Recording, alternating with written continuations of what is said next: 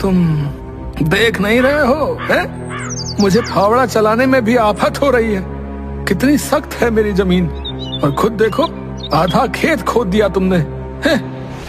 प्यारे भाई, हम दोनों सुबह साथ में खेत में आए थे, तब से मैं खेत में लगातार लगा हुआ हूँ, और तुम कभी मुझे देख रहे हो, कभी आराम में लग जाते हो। शिकायत छोड़ो, काम करो।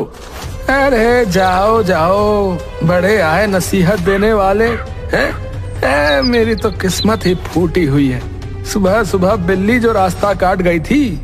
शाम को खेत से वापस लौटते वक्त, भाई आजा, साइकिल पर बैठ जा, साथ में घर पहुंच जाएंगे। अब इतना बोल ही रहे हो तो चलो छोड़ दो घर तक। सुखी राम और दुखी राम दोनों एक साथ खेतों के बीचों बीच से साइकिल पर घर की तरफ आ रहे होते हैं। अरे भाई, कौन कहता है कि सुख के वक्त दुख नहीं होता और दुख के वक्त सुख? सुख दुख दोनों साथ में आ रहे हैं। उनकी बात सुनकर सुखी राम साइकिल कनुआ की दुकान के पास रोककर कहता है, अरे कनुआ भाई, मेरे भाई का नाम दुखी राम है, पर वो हमेशा प्रसन्न चित्त ही रहता है, समझे? दुखी राम परेशान होकर साइकिल से उतरता है और उतरते वक्त उसकी धोती साइकिल की चेन में अटक कर फट जाती है।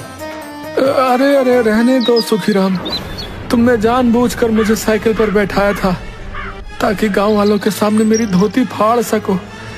ए भगवान, कैसा भाई दिया है मुझे, मेरी किस्मत में कितने दुख लिखे हैं। लो भाई, कथा शुरू हो गई।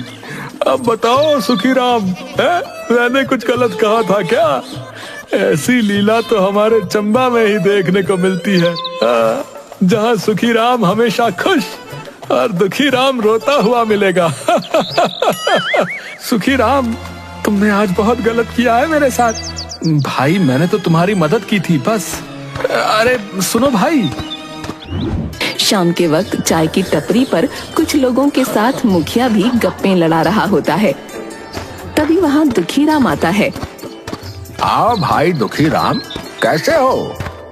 अरे रमेश, अरे दुखी राम के लिए चाय का गिलास लाओ भाई। धन्यवाद मुखिया जी, धन्यवाद। लो भाई, गर्मा गर्म चाय पियो। दुखी राम चाय लेता है और पीने लगता है। अरे साथ में मट्ठी तो दो रमेश भाई, दुखी राम को अकेले चाय पिलाओगे बस? है? रमेश मट्ठी भी दुखी राम को देता है। अरे वाह, आज का दिन तो बहुत अच्छा है मेरा, चाय फ्री में और साथ में मट्ठी भी। अच्छा भाई रमेश, चलते हैं? चाय के पैसे का तो तुझे समझा दिया है। जी मुखिया जी, ठीक है। रुकिए मुखिया जी, मैं भी चलता हूँ। मुझे काम से पठानकोट के लिए बस पकड़नी है, वो मेरी बुआ हॉस्पिटल में है वहाँ। और कलुआ मुखिया जी के साथ वहाँ से खिसक लेता है।